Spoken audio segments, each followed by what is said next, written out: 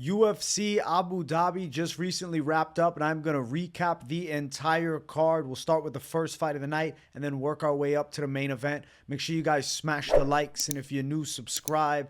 First fight started off with Cedric Dumas over Denis Tiuliulin.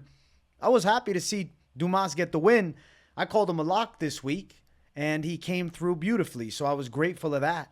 And he looked decent. I really think Dumas, he's gotten better, but he's kind of like at a flat level. I don't know. His improvements are subtle. Beating a Tiuliulin is a must. He definitely earned the decision at the end, but it wasn't like an over-impressive win. It was okay. His striking was cleaner. His jab was working a lot, but he still looked a little bit uncomfortable in there with Tiuliulin, who after this fight is now 11-10 as a pro. So I definitely think Dumas is in one of those back-end middleweight positions. I don't know, at 28. I mean, there's obviously a lot of room for growth, but I'm not so sure of how far he'll take it. But here in this fight, glad that he got it done, beating scrappy journeyman in Denis Tiuliulin, who's now almost at 500 with his record and on a 4-fight losing streak. I assure you, Tiuliulin is getting his walking papers. For Dumas, at the least, still in the UFC, gets a win, another decision. He hasn't shown the finishing ability, but the jab was nice. Of all things that he did in this fight, he had a nice jab. So respect to that and happy he got it done. Let's keep running up the card. Next fight on it, we have Herbert versus Rolando Bedoya. So Bedoya cut weight to 155. He was fighting at 170 previously, and he was a little pudgy at 170. So I was pretty excited to see an in-shape Rolando Bedoya. How would he show? I thought he was going to look decent.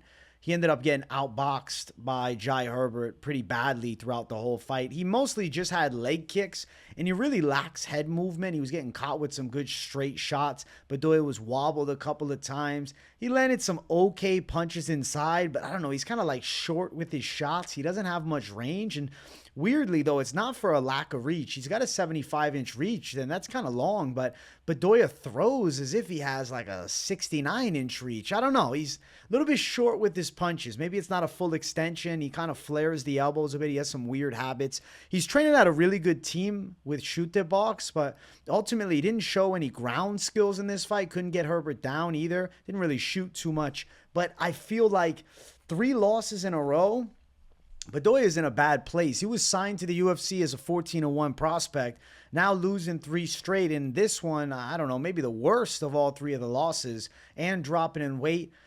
He's young, so they might give him one more chance, but I think he needs more time to develop. I don't know. I think it's kind of like you keep him around at 27 years old. Yeah, he might win one, but then he might go on to lose more. You really can't move him too far up the ranks. I don't know what his contract is, so I wouldn't be shocked if he's let go. But if they keep him around, somebody towards the bottom end of that top 100 of the damn lightweight division. Herbert stays on the roster with, honestly, one of the better performances of his life. It was a breakout performance in a sense at 36. His boxing looked clean. His defense was there. He moved well. Herbert looked good, and it was a quality win. Next fight on the card, Sam Hughes exposed Victoria Dudakova. In the second round, you could see Dudakova was extremely gassed, and I was like, no way. Dudakova doesn't have a gas tank at all. She was exhausted in the second round, and Sam Hughes edged out a decision. She looked really good in the first round, did Dudakova. She looked really good. Like, she looked clean as hell in the first round.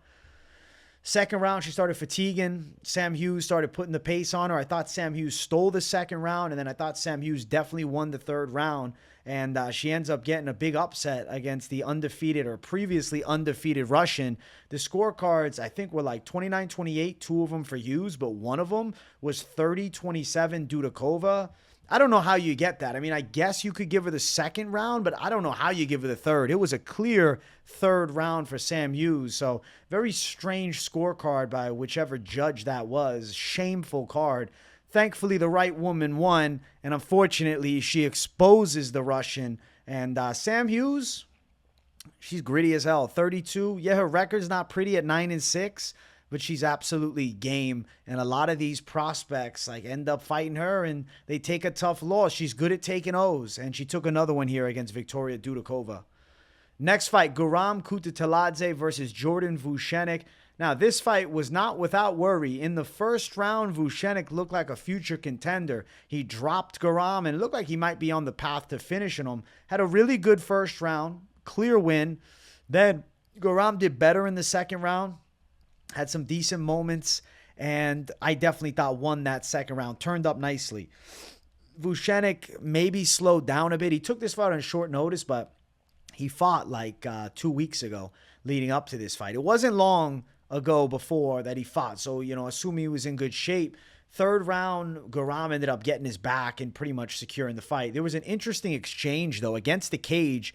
Like, Garam is, like, trying to retain back control of Vucenic. He ends up, like, climbing the cage like he's in the Matrix with the backside control. If you didn't see it, you won't even understand what I'm saying. And Garam looked strong as hell, took the back from there. So there was really good moments for Garam, but definitely scary one in that first round with him getting dropped. But he's absolutely got that dog in him.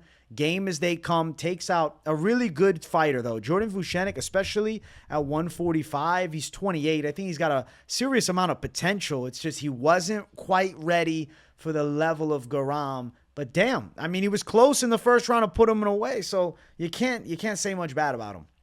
Ultimately, Garam's a veteran. He finished strong, and he got a nice win for himself. Vucenic, glad to have him on the roster. He's got some of the most badass tattoos in the UFC, and I think he's going to be around for a long time. I'm very excited for more, especially at 145 for him, because fighting Garam and dropping him, it's impressive. Next fight on the card, Shamil Gaziev versus Don'Tale Mayes. Gaziev in the first round rocked Mayes, and then he beat him up from top position, and you're like, okay, maybe we're going to get a Gaziev finish, but nah.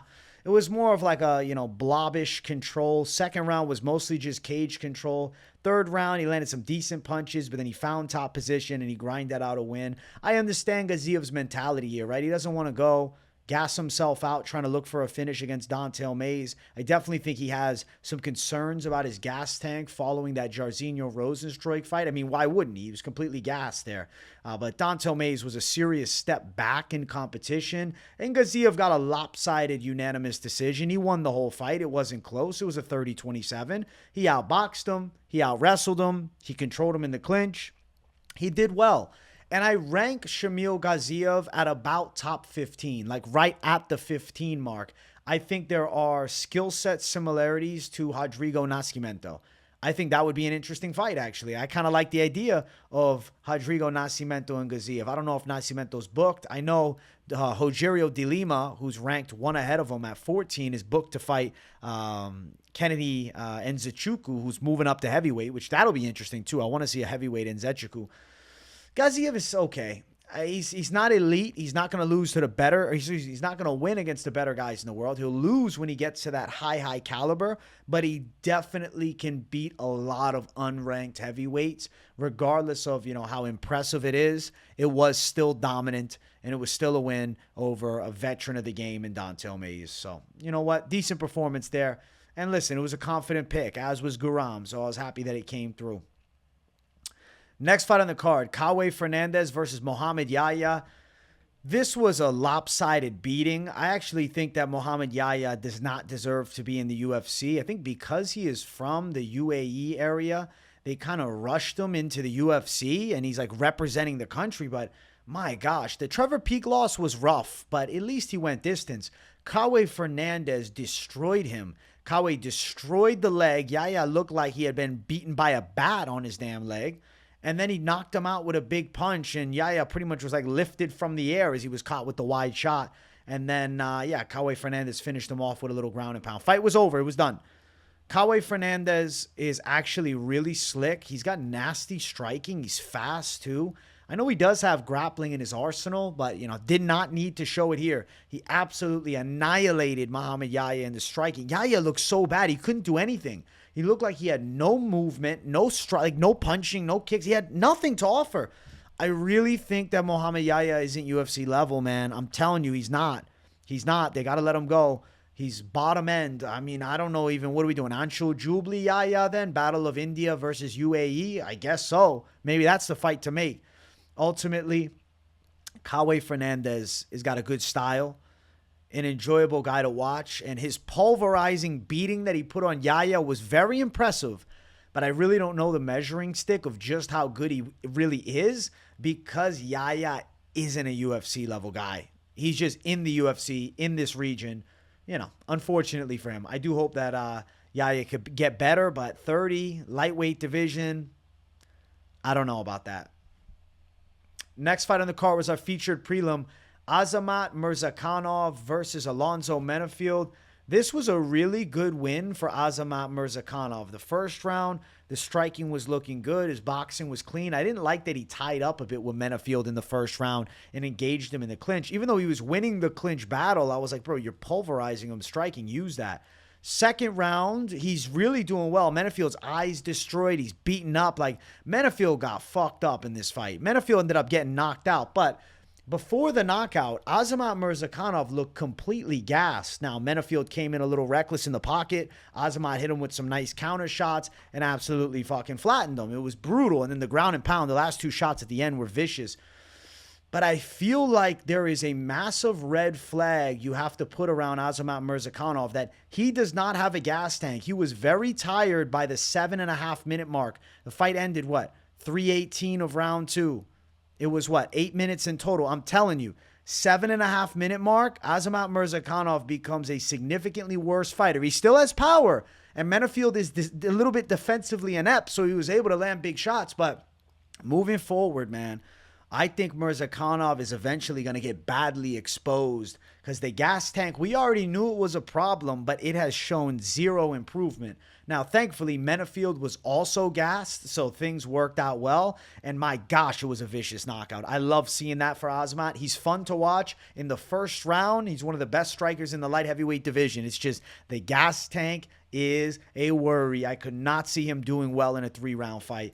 I think it could be that he's carrying too much body fat and should consider dropping to 185. But at 35 years of age, I doubt he's going to decide to do that. More fun fights to come, though. I like Azamat's style. We'll see what the UFC does next. Somebody in that, you know, slightly moving forward, top 12, I think is pretty sensible. Next fight, main card opener, Joel Alvarez versus Elves Brener. It started the main card off with a good matchup. If you guys haven't yet, too, make sure you smash the like button. If you're new, subscribe. Alvarez absolutely exposed Brener as just simply not being near top 15, whereas Alvarez looked like he belongs right near the top 15. I expect a big fight for him next. After the fight, he called out Bobby Green. I'm like, damn, way to call out a man who's just coming off of a brutal loss. I mean, I'm down for the fight. I think him and Bobby Green could be a really cool matchup, and I would be definitely favoring Joel Alvarez to win that fight. He also said he'll just strike with Bobby Green, which, as good as Alvarez's jiu-jitsu is, I don't know if I believe that. He beat the shit out of Elves Brener. Destroyed him in the striking, stopped the takedowns from Brener. Historically, Alvarez has pretty bad takedown defense. Not here. He stopped all of Brener's attempts. Brener looked sloppy. He looked wide with his shots. He wasn't precise at all, and Alvarez absolutely toyed with him. Joel Alvarez had a sick win. It was a dope performance, and I was definitely very impressed. The knees on the inside late. He cuts up Elves Brener, and then Brener just goes to his knees. He's done. Thankfully, the ref jumped in. Brenner's got a good chin, but he took a beating of a lifetime, a beating of many lifetimes. Most people should never be beat like that.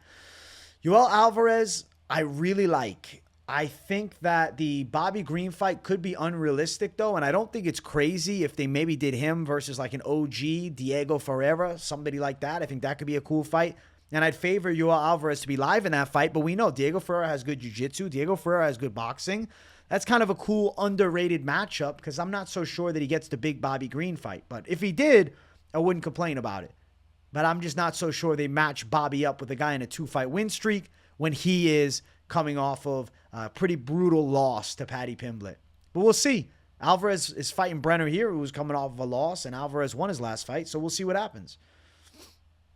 Next fight on the card, Mackenzie Dern, Lupita Godinez. This was competitive as hell. My God, it was a good fight, too. Mackenzie Dern ends up getting the unanimous decision. In the first round, Lupi looked good. The boxing was looking nice. Dern was competitive, though. And then the throw by Dern. She ends the round in mount, looking for an armbar. There's good moments.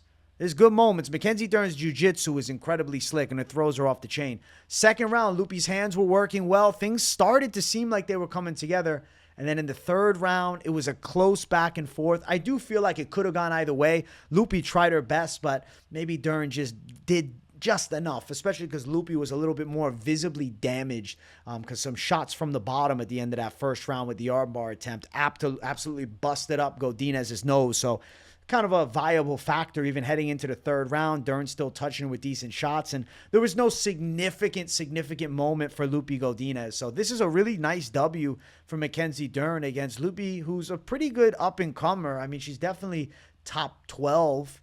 And she's got a good gas tank. She fights really hard. And it shows Dern is still going to send back girls around that level. Granted, Dern's ranked around number 7 in the world. I don't know what the hell is next for Mackenzie Dern. But there's definitely fights sitting on the table for her. And she remains amongst the higher caliber girls at 115 pounds. And I do think she's shown evolution. She came into this fight in amazing shape. Her striking looked more precise than normal. She didn't do much of the bad habits that she has in the past, like throwing crazy flurries of shots with her chin directly in the air. She looked a lot more calculated and calmed. And I got to say, I see a sense of a more mature Mackenzie Dern starting to show herself. So very much a bravo performance for her. And even Godinez losing still looked badass. And I don't think she loses a ton of stock. It was a really close fight.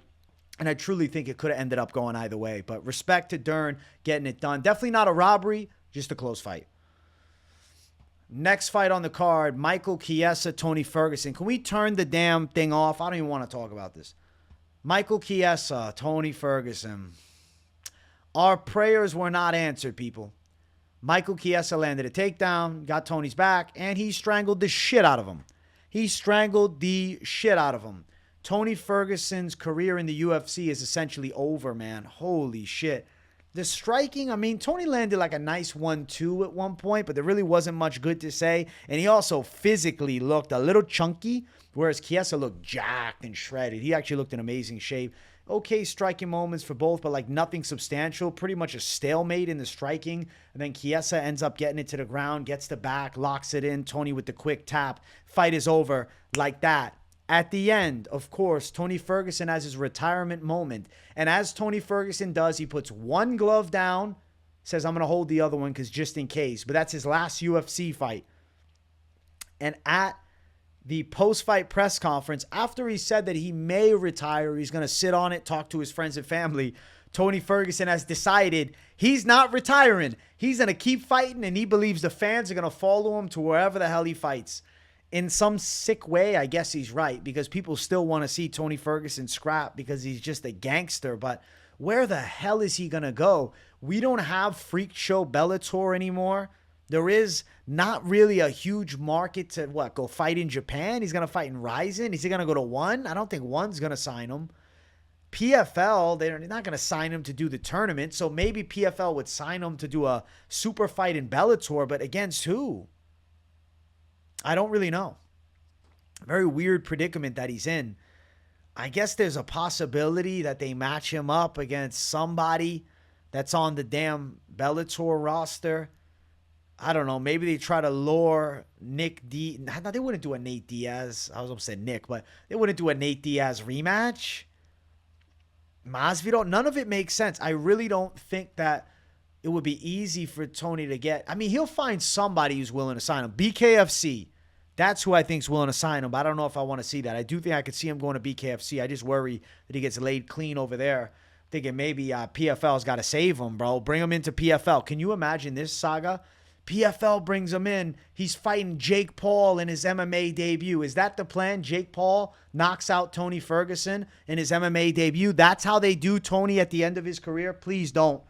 I'm having a horrible vision of this being the case. And I know some of you guys are hearing this and saying, no way. Because Tony's crazy enough to fucking fight anybody. Jake Paul realizes that Tony is beyond washed and far from his athletic prime. And they do it at 185 too. So Paul would have all the advantages. I hope Tony would pull off a submission in that fight, let me just tell you. But I'm just worried, man. Tony looks like his reflexes are gone. It reminds me, but even worse of an extent, of when Chuck Liddell was washed. It's like they just don't have the same range anymore. They can't find shots anymore. The body doesn't react the same. I think Tony's a legend, but I don't think he should be fighting anymore. And that's a harsh take, maybe. But, bro, he's lost so many in a row. I mean, I'm sure he can probably take out some low-tier guys. Okay, if they gave him Mohammad Yahya as a send-off fight, let's do it. In Abu Dhabi against Mohammad Yahya. He'll beat the shit out of Mohammad Yahya.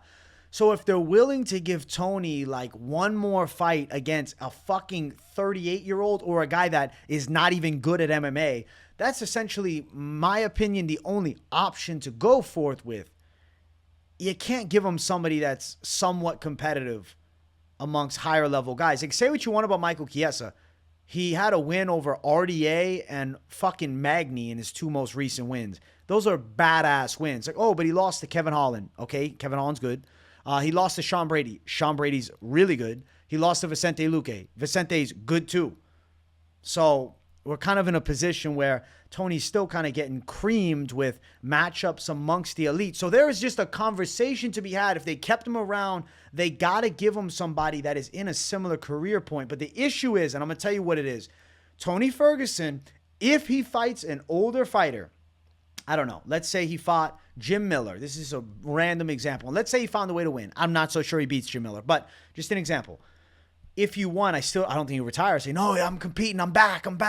This is the issue. And this is why they may end up letting him go, because it's just they're going to get roped into the Tony Ferguson shit show until he's 60. And I don't know if that's something they want to do. But I'll tell you, the scary truth is Bigfoot Silva lost a dozen or so fights in a row, and he was still getting fights somewhere. Tony Ferguson could still get fights somewhere. There's always somewhere that will take him. There's always somewhere that will bring him in. KSW, for sure. Ryzen, maybe. Probably not PFL, but maybe PFL. I don't think one championship. I don't know. He'd be perfectly fit for the old Bellator super fight era when they had fucking Royce Gracie and Ken Shamrock fighting. But ultimately, it is what it is. We'll see. Sorry for T-Ferg. Good win for Chiesa. I do think it's time for Ferguson to consider retiring, but he won't. Next fight on the card, Deiveson Figueiredo versus Marlon Vera.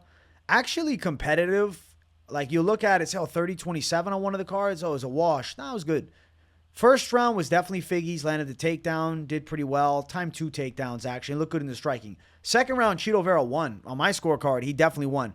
Third round, Deiveson Figueiredo caught him with a big straight punch that put him down. But Vera still had decent moments. And I will say, in the later stage of that third round, Figueiredo was fading. So you can imagine, in a 5-round fight, Chito Vera would be very live to win. Unfortunately, this was a 3-round fight. And for Figueiredo, this was the staple win for him to get a chance at probably a number 1 contender fight in the bantamweight division.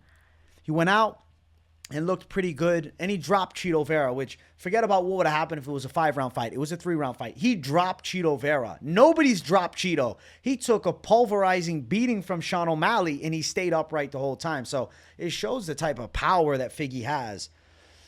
I don't think Figueiredo is going to beat Petr Yan. I don't think Figueiredo is going to beat the top caliber guys. Umar or a Marab or a Sean O'Malley.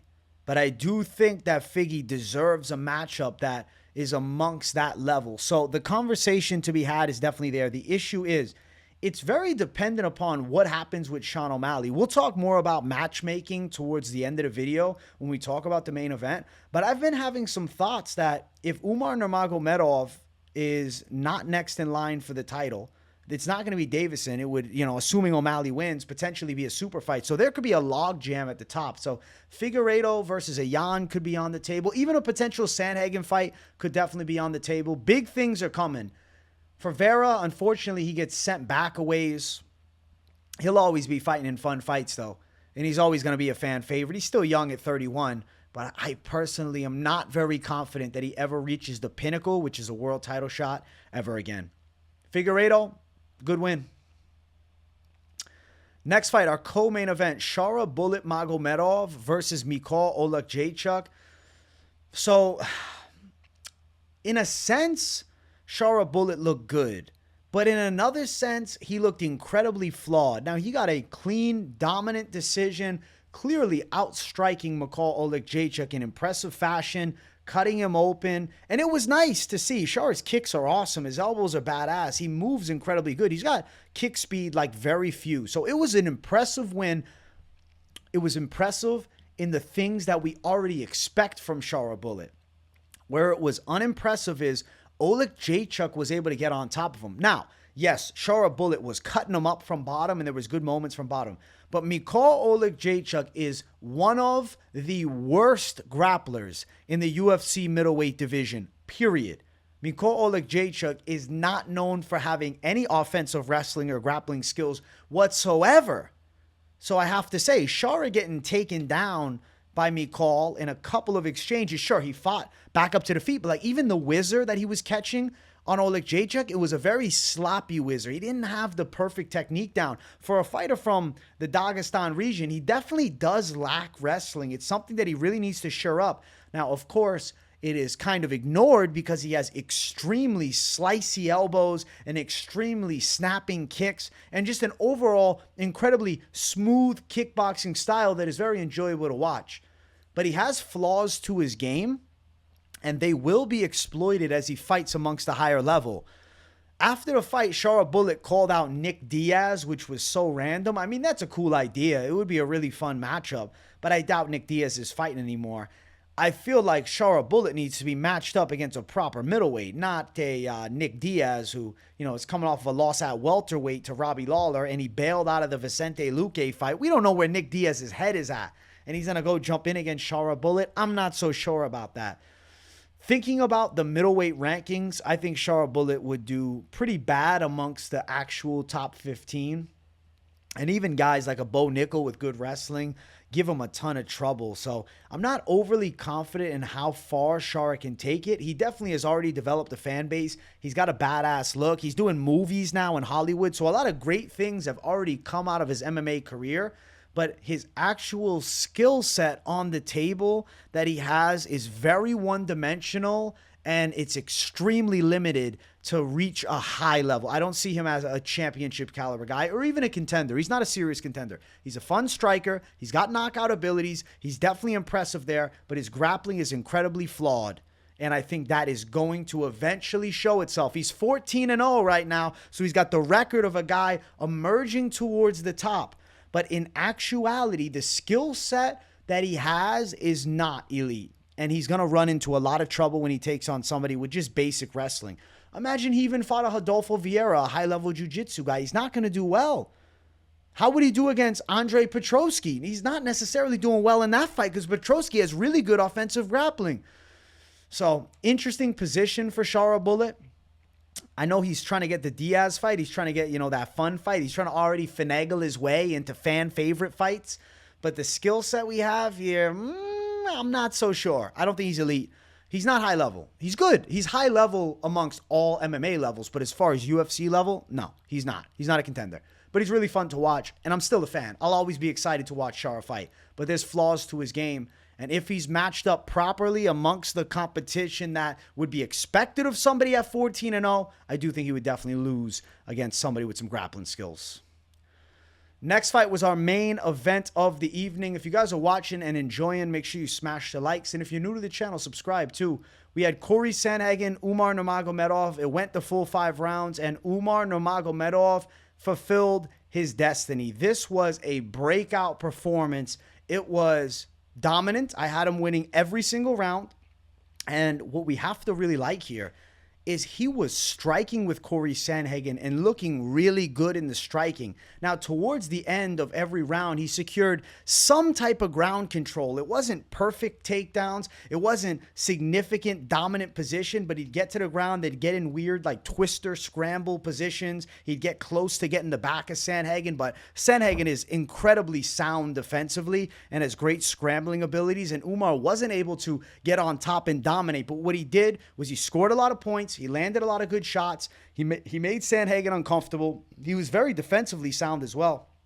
And Umar seems to have a hyper-elite skill set. His reflexes are off the chain. His defensive capabilities in the striking are something to definitely mention. His precision with his striking is badass. And the fact that he can strike with a Corey Sandhagen and offer wrestling threat, major factor. And Umar Nurmagomedov is a guy now that is calling for the title fight. He's Khabib's cousin, so there's obviously, the hype of that. Khabib's cousin now going on and fighting for a damn belt. That's pretty badass that it runs in the family. What's interesting, though, is Sean O'Malley's at the top, and Sean O'Malley and Merab are fighting at the Sphere in, a month or two? No, about a month and a half, in September. So a month from now, about a month, give or take. Umar Nurmagomedov is a hard matchup for a Sean O'Malley because of the threat that he has in both striking and grappling. I know that O'Malley needs to get past Merab, but let's assume that he does get past Merab.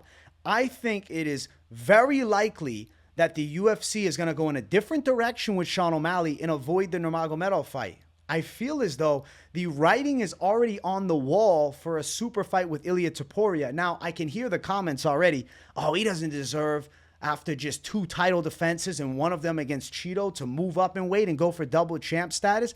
I hear you. He wasn't necessarily a dominant champ who cleaned out the entire division, but he has the marketability and name value that could push him to that position. And I could see the UFC doing a super fight with Sean O'Malley up in weight, fighting for the featherweight belt, even against the Max Holloway. Either of those are viable options. Holloway Topuria, it's like, in a sense, he's trying to shift towards the McGregor zone. So I'm not so sure that Umar Nurmagomedov is next in line for Sean O'Malley's belt if O'Malley is to beat Merab. Now, if Merab wins, 1,000%. That's the fight to make.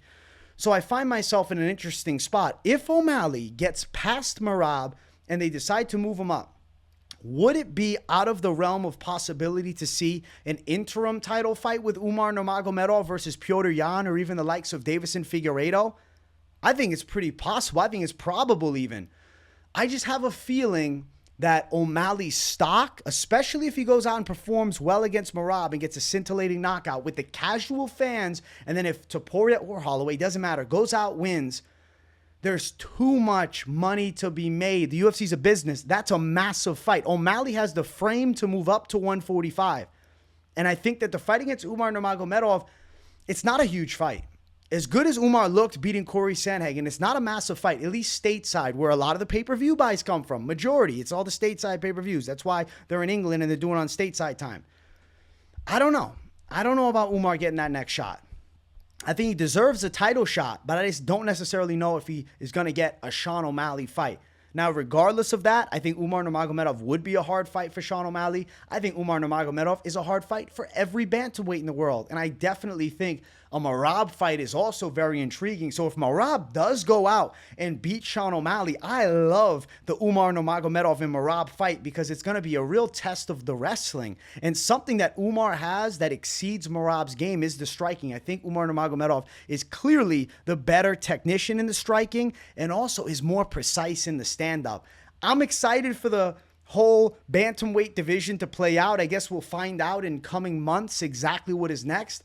But I just have a hunch that a super fight for O'Malley is going to be thrown out there because let's say they don't do it, and let's say Nurmagomedov grinds out a win, it kills the possibility of the Topuria-O'Malley fight or the Holloway versus O'Malley fight, either one of them, that could be massive numbers and a massive pay-per-view and a bit of a super main event. And I think the UFC is still in the business of doing those super main events because I think there's definitely one looming with O'Malley as truly a star at this point, or at least very close to superstardom. We'll see what happens after the Sphere card. And Max Holloway's already a proven star. And if Topuria goes out and beats him, he's in the mix of it. And he already beat Volk, who's a GOAT. So you get what I mean. Could get very, very interesting. Could get very crowded at the top of that damn bantamweight division. There's a world where O'Malley goes up in weight, wins the belt, and then vacates the belt. Now, if he went up and lost, sure, I think Umar could get it. So I don't know.